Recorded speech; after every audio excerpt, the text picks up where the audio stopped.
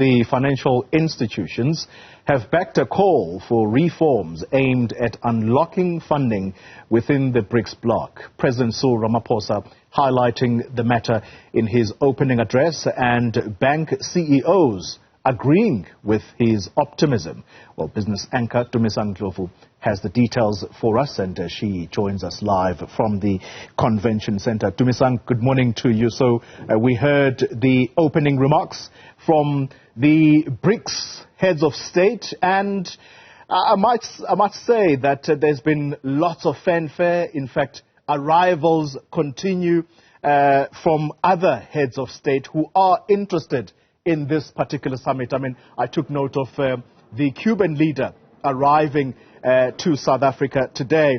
Tumisang, talk to us about what the role players have had to say, because today those discussions are now going to have to drill deeper into unlocking the funding amongst the BRICS partners.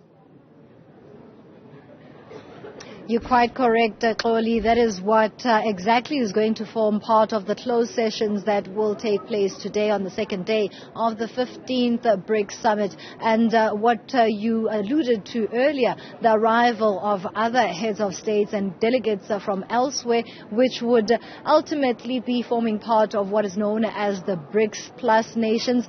That is a matter that is still hotly on the agenda. There is no consensus yet on whether the current BRICS bloc will be allowing other members to be joining this particular organization.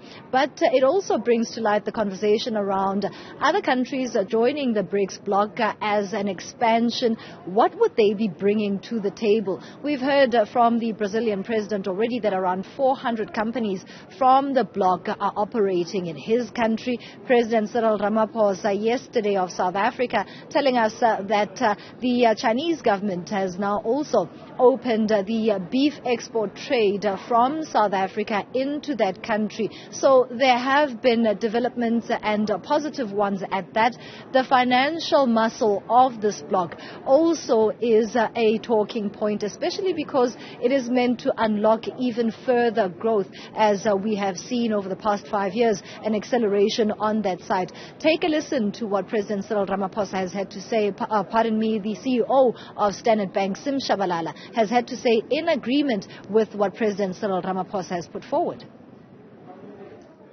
Renewable energy is an enormous opportunity for public sector collaboration and private sector investment and trade right across the BRICS and beyond.